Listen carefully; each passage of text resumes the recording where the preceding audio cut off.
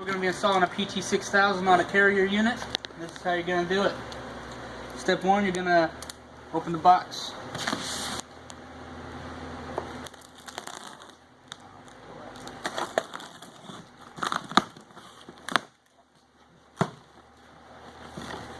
Go through some unit identification here. So this first bag is going to be your cellular antenna with the coax cable in it. Next bag here is going to be your GPS antenna.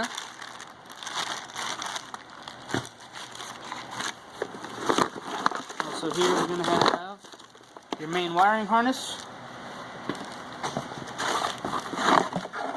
an override power control, and then this box here is going to be your transponder. Okay, so what we're going to do, we're going to start by mounting our transponder to the bracket. It's got 4 8mm nuts holding it on that are going to pop off this back bracket, and then it's going to mount on the pre-existing holes onto this bracket here.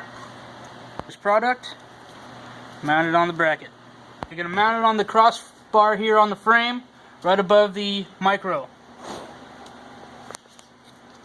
Take your GPS antenna, which has 2 cables coming off of it, and you're going to run it through the loom. There's plenty of loom in the bag, probably more than you're going to need, so go ahead and trim the excess.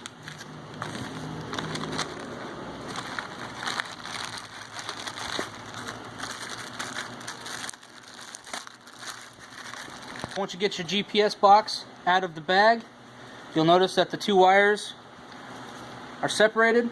You're going to untie them, you're going to run them together, run them into the loom.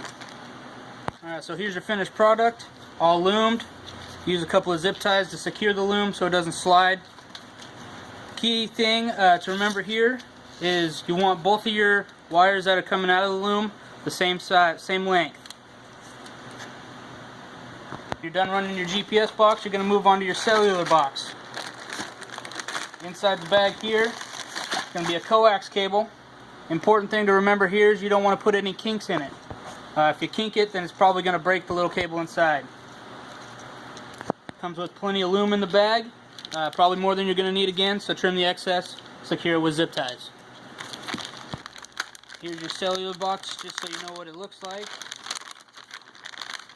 It's the white one. So there's your finished product, all loomed up. Keep this length even with this length. Alright, so now we're on top of the unit here. We're going to install the GPS box. This is how you're going to do it.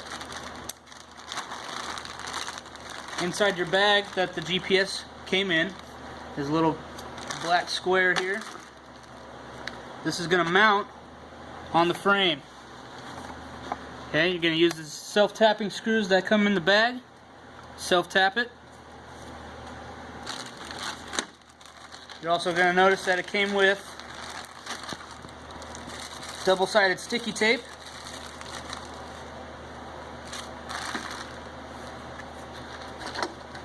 That's going to stick to the bottom of the GPS box. So the bottom is the one with the screws, top is the one with the emblem. So you're going to take off the double-sided sticky tape, stick it to there, take off the other flap, stick it to the bracket. So next we're going to install the cellular box. This box is actually going to mount right here on the plastic, right above the condenser. What you're going to want to do is with the drill bit, drill holes big enough through these slots on the inside that you can stick zip ties through to secure it in place.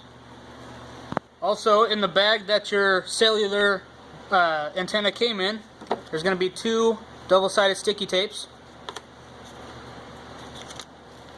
that are actually going to stick to the bottom of your cellular antenna.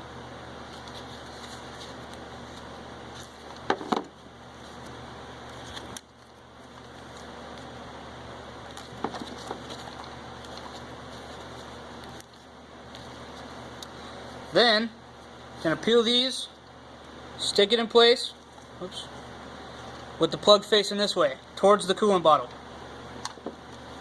Stick it in place, hold it down for a little bit, give it a time for the sticky tape to adhere. Then the holes that you drilled, you're going to stick some zip ties through, just the plastic, not the frame, and secure it in place. Coax cable that you loomed earlier is going to slide in here. We're going to go finger tight plus 1/4 of a turn.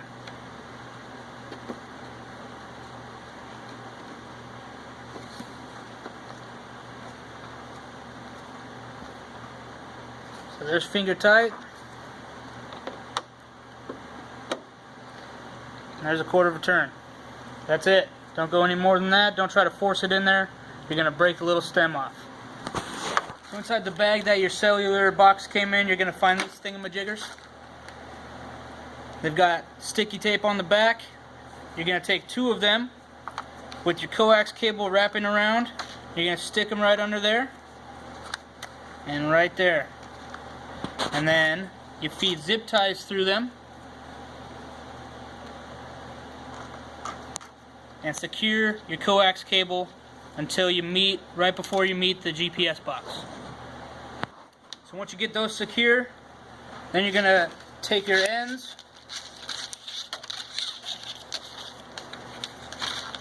of both your cellular and your GPS box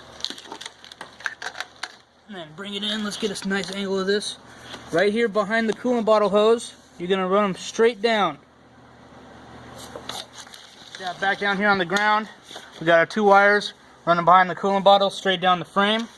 Gonna go ahead and secure them right here on this crossbar with a zip tie. That way they're out of the way of everything. So now they're zip tied, out of the way, running behind the transponder, down through with this, even with this wiring harness.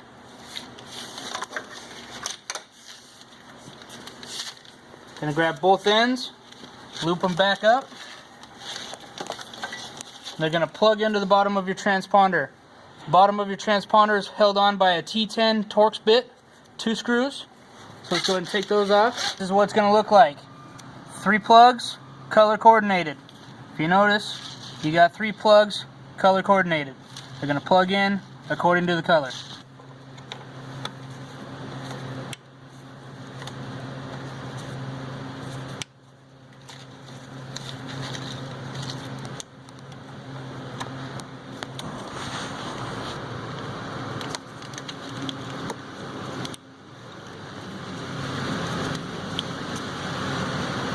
All 3 plugs are in place.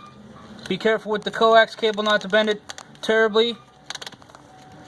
According to color. There's little notches right there where the wires sit. Put the panel back on. Alright, you're going to notice that you're left with a lot of excess wiring here. Just be careful with that coax cable. I can't stress that enough, guys. Be careful with the coax cable not to bend it when you're securing this wiring down. What I like to do is secure it to the frame here, away from the exhaust.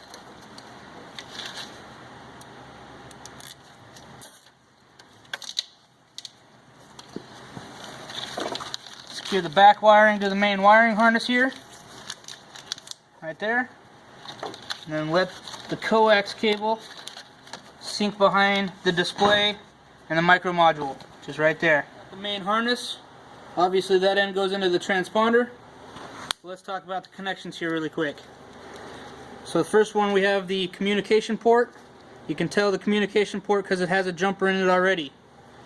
Next one is going to be your override power control cable, so that's going to plug into your OPC when you have that installed. Then you have a power and ground. So now what we're going to do is we're going to talk about how to install the FFI connection. So it comes in a bag in the box. This is your extra bag of stuff if the unit has a DFM FFI already installed on the train. So let's just go ahead and go over what's in the bag.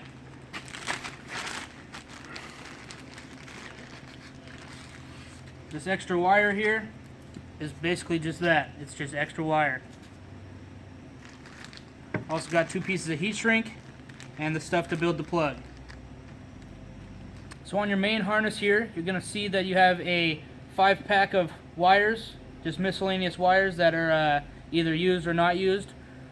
The two that we're going to use for the DFMS FFI are the white one that says fuel in, and the black one, which is the ground. All the other three you don't use.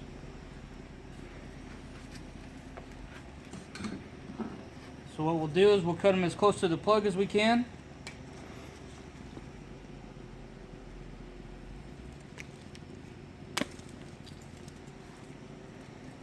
And now we've got our supply and ground for our FFI plug that we're about to build. Alrighty, so we're going to take the extra wire here. We're going to expose both ends.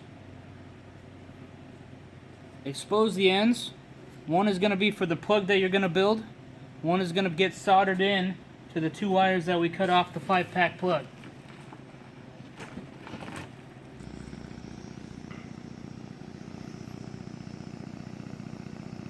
Alright, here's your finished product with your extra wire added on, soldered in, and your plug built. If you have any questions about where anything goes or anything like that I didn't cover, if you refer to your instruction manual on page 26 and 27, they will go through complete details of what I just went over.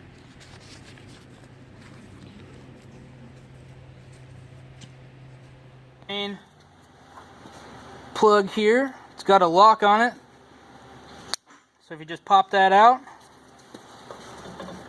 plug it into your transponder till you hear it click, insert the lock again. Harness installed. What you're going to do is take a P-clip that are supplied in the bags and attach it on the bottom nut of your transponder. So it's going to sit on there like that. Go ahead and sit it all right. Just like that.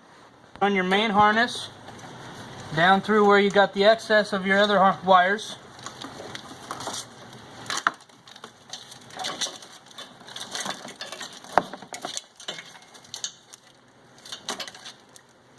Next, we're going to install the OPC. We're going to mount the OPC. Mount it right about there. We're going to take the power and ground for both the main harness and your override power control, run it underneath the unit over here, coming up through with your positives, going to connect to the positive on the starter, and your negatives going to connect to the negative ground terminal right here on the unit. So your remaining wires left on your override power control are your communication plug, which is going to plug into your reefer plug, your switch plug, which is going to plug into your J1 jumper, and your PT6000 plug. Okay, your J1 jumper plug, plug in your OPC.